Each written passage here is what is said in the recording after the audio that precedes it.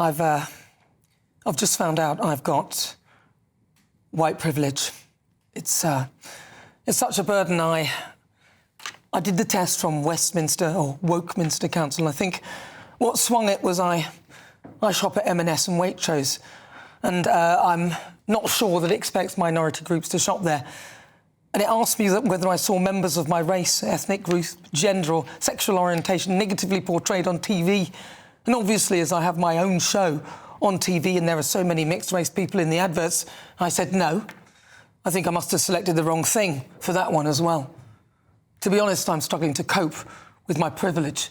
It's burdensome. Of all the ridiculous things, this takes the biscuit. A Labour council is telling staff to undergo a privilege test as part of its efforts to combat unconscious bias against ethnic minorities. Now, the quiz is the brainchild of Stuart Love, who has been the Westminster Council's chief executive since 2018. And last year, he told Management Today, which is a magazine, we should all be woke, but in the local government where we are delivering services to communities. Stuart set up the quiz to ensure that ethnic minorities were shortlisted for jobs, and if they weren't, they needed to contact him. The quiz uses stereotypes to determine the level of privilege in an attempt to root out unconscious bias, although I suspect the unconscious bias is actually his own. So it doesn't directly ask what colour I am. That would be too obvious, unless, of course, I'm a white male, which it had no qualms about asking. Instead, it put forward leading questions to work it out, like, do I use an afro comb, which immediately reduces my privilege? Saying yes to being a white male was the kiss of death and adds an extra 15 or so points and bumps you up the scale. Isn't that a racist quiz?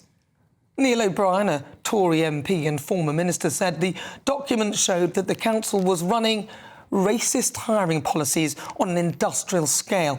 It shows how far the public sector has drifted from the idea of meritocracy. Well, Westminster City Council said Westminster City Council's recruitment policies are industry standard, entirely consistent with UK employment law, and have been in place for a number of years.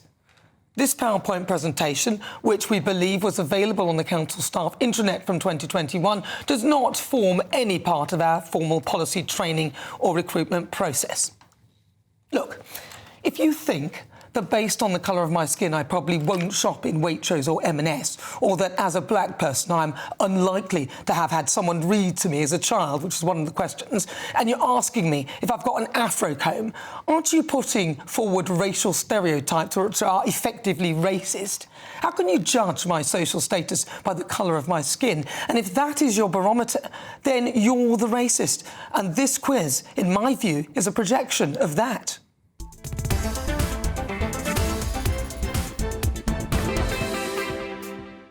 Well, I'm joined now by political commentator Shahab Mossavat. Shahab, I've got... How do I say that? It's very aerated. Shaharabat. I don't mind. As many ha-has as you want. Tell me how you want. Shahab. Shahab. What? I put another ha-ha in there. Sorry about that. That's OK, Shahab. No problem. I got your surname wrong last time. That's true, so I'm just really getting back at you, actually. Not a problem at all. Right, now what do you make of this? This is what I'm saying in my niggle. This is, to me, ultimately, in my view, it's actually a racist quiz, because you are putting stereotypical things in place to make an assumption that somebody is a certain way based on the colour of their skin. You're not asking me how much money I have or what my income is or, you know, how much I spend on this or how much I spend on that. You're saying, based on the fact that I use an afro comb, the fact that I've been stopped and searched, the fact that I'm this and that, the fact that I don't shop at M&S and Waitrose, that I must not have privilege. Well, I think it's giving it too much credit to call it racist. I think it's if anything, it's inverse racism. But more than that, it's clumsy, it's foolish, it's a waste of an effort. It's a waste of an opportunity, really, to create society and bring society closer to each other. But my thought is that the test is highly relevant because it's an actual reflection that demonstrates the commitment with which the culture wars are being fought by the woke. The woke are desperate to re-engineer society in their own image so that they can create the sort of dictatorial orthodoxy within which they can predict our spending behaviours and they can market to us. It's really about the globalist woke agenda. You become a captive, and as a captive, you are predictable. As a predictable entity, you can be marketed to much more readily. Now, I thought that the Stuart Love, the story was that in his childhood, he was in South Africa and he faced, he saw under apartheid, he felt guilty because he's a white person. So he then decided to come up with this. But in my view, this is actually almost a projection because you're fixing a problem by creating the same problem. And that's not really... And it's born out of guilt, his own guilt. And that's not really... It's no use to me. Him having so-called white guilt or whatever he thinks it is no use to me because it then places me in a bracket in his brain. It's no use to you, but it's of great utility to him and to them. To him it is, because it can categorise you, right. Compartmentalise you and continue with the racism. And that is why I don't think we should just dismiss it glibly. I think we should take it very seriously. This is a serious attempt at social re-engineering, and it's been going on for a long time. It starts really in this country with Tony Blair. Tony Blair is the first managerialist leader of this country. He comes in with an agenda to regiment us, to put us into a predictable model, the SAP model, if you like, of society. And that is what needs to be confronted. And that is what is being confronted. Because, you see, globalism requires that, but nationalism dismisses that. Nationalism says, no, actually, I value your identity and identities. You can live together, but there is actually an overarching identity to which we all subscribe, and it gives us national pride and it makes us patriots. But it's not based on the colour of your skin, that national identity. Not. And this is the problem. This is based on what colour you are and the whole privilege. They've not put the word white privilege on there, but they've called it privilege. And we know it's about white privilege because if you do click that you're a white male, then unfortunately you go straight up, it racks up an extra 15 points. Yeah, but isn't it ironic? Isn't it ironic? But it won't ask you if you're black. No, it won't. But isn't it ironic that the very mechanisms that are being used are the mechanisms developed by the privileged white in order to predict how everybody else should be. That's right. OK? Now, Paul Embry, writer of a brilliant book called Despised, Why the Modern Left Loathes the Working Class, talks about exactly those sorts of paradigms.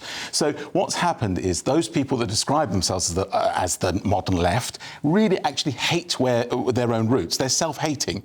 They want to get away from that. And the way they do that is to try and encapsulate, to try and embrace everybody into this predictable model which they themselves have described, which is anything but working class. They're really ashamed of it. They really want it to be the word working class, the idea that people should be given priority because they work, doesn't resonate.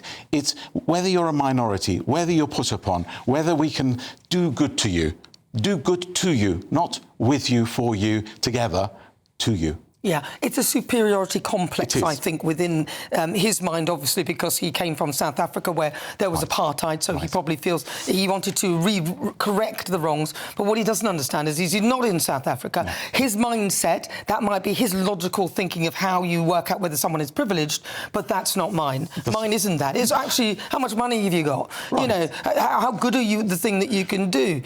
Do you have money to buy whatever you need when you need? Not, do you have an afro comb? Do you shop at M&S and all that? And that's just stereotypical nonsense. But I come back to this. In order to achieve meritocracy, in order to achieve something that is actually based on the facts of the individual, what you have to do is to confront this. You have to accept, but you have to accept that it is important. This exercise actually helps. It is a catalyst towards its rejection.